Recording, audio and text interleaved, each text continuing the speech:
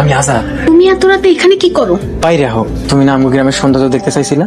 আহো, তোমার আমগো গ্রামের সৌন্দর্য দেখায়। বলেছি তাই বলে এত রাতে?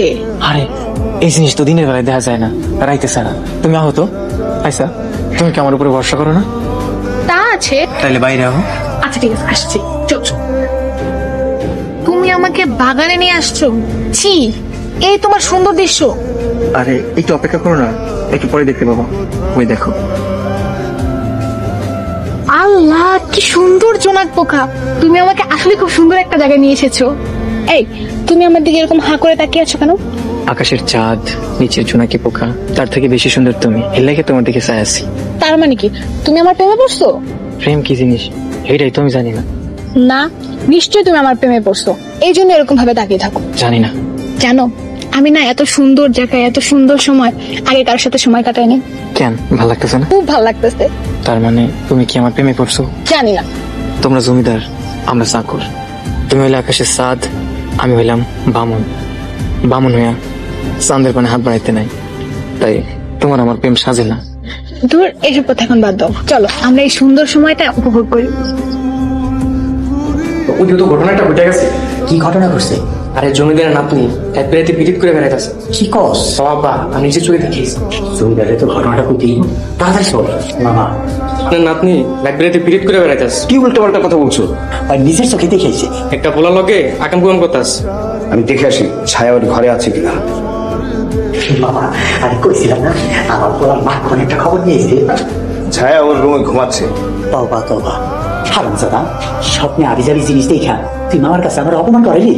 হারামজাদা, তোর আজকাল মজাই দেখাম। আমার কেন জানি ভয় করতেছে। ভয়? কিসের ভয়? তোমাকে হারানোর ভয়। তুমি জমিদারের নাতনি আর আমি সামান্য চাকরের পোলা। বামুন হয়ে চাঁদের পানে হাত বাড়াইছি, তোমার আমি হারাই ফেলাই। হারাবে কেন? এই তো আমি আছি। এখন আসো, এরকম সারা জীবন থাকবে তো? অবশ্যই থাকবো, মৃত্যুর আগ পর্যন্ত থাকবো। আমার খুব ভয় হয় আমাকে এই সম্পর্কের কথা তোমার দাদু যদি জানে, তখন কি যে হইব। তুমি শুধু শুধু ভয় পাচ্ছ। আমি নিজে যখন তোমাকে পছন্দ করেছি, দাদু আর অমত করবে না। যদি অমত করে, যদি তোমারে কয় আমারে ভুলে যাইতে? চাইলেই ভুলে যাওয়া যায় নাকি? একটা কথা মনে রাখ, তোমাকে যেহেতু ভালোবেসেছি, মৃত্যুর আগ পর্যন্ত তোমাকেই ভালোবাসবো, কথা দিলাম। জমিদার, আমার কথা বিশ্বাস গেলি না, এখন বুঝবি মজা। কিন্তু আমার কথা বিশ্বাস গেলেন না। এই দেখেন তোমার নিয়ে আইছি। ওই দেখি মামা, দেখেন দুনিয়াতে এত পোলা থাকতে জমিদার বাড়ি নাতনি চাকরের পোলা লাগে মোকালা করলো। কি খবর? জানাজানি হয়ে গেলে জমিদার বাড়ির মান তোমার থাকবো? এই রিপন, জি হুজুর। দেখ। হে আল্লাহ, এগুলো কি দেখতেছি? ঈদ একটা সোস জানোস না? নিজের পোলারে দিয়া জমিদার বাড়ির ইজ্জতের উপর হাত দিছস আর নাটক করতেছস, তাই না? কি কইতেছেন? আমি এসব করতে যাবো কেন? এত কথা জানি না, আমার কথা একটাই, তোমার ছেলে যেন আমার নাতনির সাথে আর কখনোই না মেশে। আর যদি মেশে তাহলে তোমাদেরকে আমি গ্রাম ছাড়া করবো। আমি কথা দিতেছি, আমার পোলা আপনি নাতনির সাথে আর কখনো দেখা করবো না। ওই হুজুরের নাতনির লাগে তোর কি সম্পর্ক? আব্বা, আমি স্যারে ভালোবাসি। কি করি? তুই ভালোবাসস?